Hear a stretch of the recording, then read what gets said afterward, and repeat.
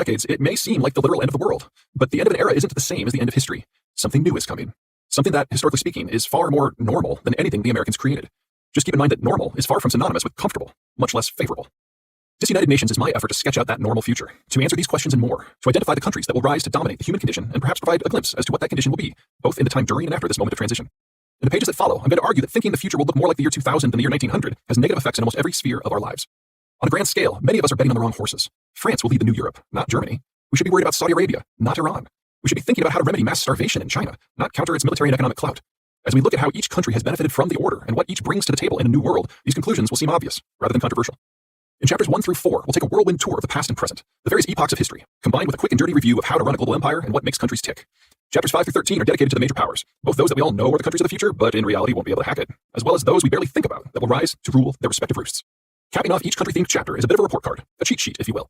A few distilled lines of information on each country's guts and outlook to help readers filter the news and paranoia and fluff of the day to generate a more accurate appreciation for the country's potential and limitations. For those of you who like to share books with people who don't like to read, I've taken the liberty of refining the chapter's thoughts into a single, solitary word. Finally, we'll end with a pair of chapters on the United States. The Americans might not be running things any longer, but it isn't like they're disappearing into a black hole. The United States will retain, by far, more power than any player past or present. So it's important to understand both domestic limitations on Americans' capacity, as well as the sorts of issues and allies that they will still care about. In all cases, you can grab full, shareable versions of each and every graphic in this book at my website, www.zeihan.com. I knew Matt for only 3 years.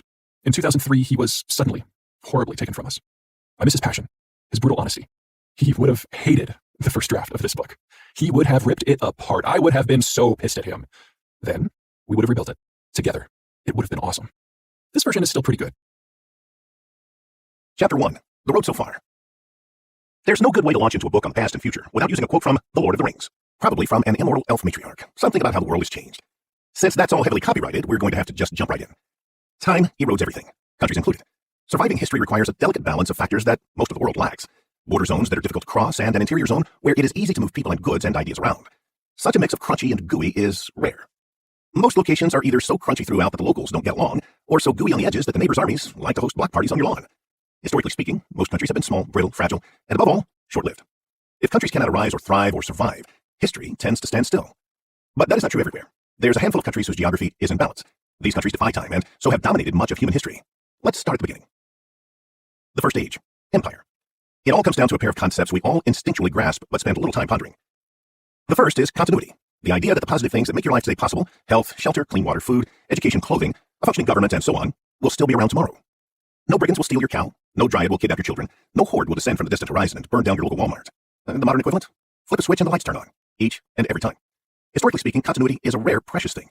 Few countries boast the sort of crusty borders that enable them to be protected from outside threats for more than a few decades at a time. For most, going a few years is about all they can hope for. Not all threats to continuity are from bullets or sharp sticks. Drought and flood can wreck a system just as easily, or a rampaging, homegrown mob, or a coup, or particularly crappy leadership. And never underestimate the power of a good plague.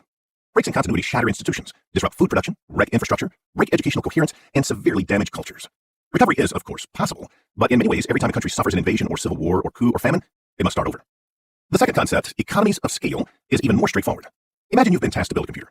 All the necessary information and equipment has been provided for you to melt and purify sand into silicon, and draw it into crystals, and slice them into wafers, and score them with acid, and lay them with metal, and assemble them into circuit boards, and so on. How long would it take you to do it? How long would it take you to learn all the steps independently? A lifetime? 10? And then at the end of it all, you'd have one measly computer. Be honest with me here. How long did it take you to put together a piece of furniture that was designed, sourced, and fabricated by someone else, and then transported to you with pre-drilled holes and ready-made picture-heavy instructions? Economies of scale are ultimately about specialization. Instead of you learning and carrying out every individual task, you need to learn only one. Say, scoring the silicon wafer with acid. Other people take charge of all the other tasks, one each. Different people are better at different things, and matching people with their niche makes the entire system more productive and efficient. After your first month on the job, you've etched several thousand wafers, and you've gotten pretty good at it, both in terms of speed and quality. Most everyone else is having a similar experience. Collectively, the team is cranking out dozens of computers an hour. The system is scaled up.